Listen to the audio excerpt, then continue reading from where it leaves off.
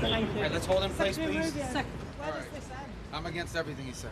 So, Why are you doing this behind closed doors? well, there's a lot of operational details that can't be discussed publicly, obviously, for obvious reasons. So, as we move forward, we'll describe our process, which is a threefold process in Venezuela. I've described it to them now. Step one is the stabilization of the country. We don't want it descending into chaos. Part of that stabilization, and the reason why we understand and believe that we have the strongest leverage possible, is our quarantine. As you've seen today, 2 more ships were seized.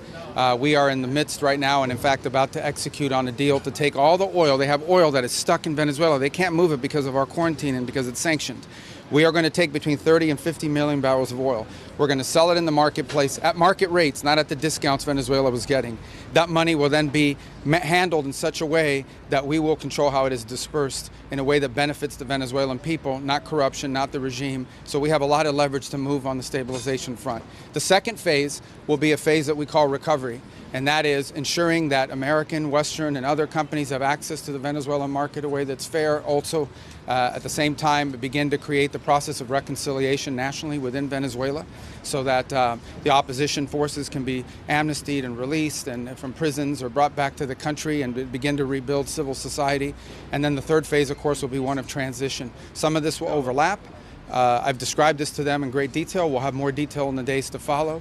But we feel like we're moving forward here in a very positive way. How long will this take, Secretary? Some senators who were in that briefing describing your operation variously as that you're winging it, that there's no plan for Venezuela going forward. Yeah, I know. They're going to say that. I used to be a senator too. That's what you always say when it's the other party. The bottom line is we've gone into great detail with them about the planning. We've described it to them. In fact, it's not just winging it. It's not just saying or speculating it's going to happen. It's already happening. Like the oil arrangement that we've made with PDVSA on their sanctioned oil that they can't move. Understand, they are not generating any revenue from their oil right now. They can't move it unless we allow it to move because we have sanctions, because we're enforcing those sanctions. This is tremendous leverage. We are exercising it in a positive way. The president described it last night. Secretary will have more to say on it today, who is involved in running this portfolio. And we feel very positive that not only will that generate revenue that will be used to the benefit of the Venezuelan people, and we're ensured that that's what the case is, but it also gives us an amount of leverage and influence and control over how this process moves forward. Mr. Secretary, on Denmark, sir. Mr. Secretary, on Denmark. Why has the administration not taken Denmark's offer to discuss the situation in Greenland?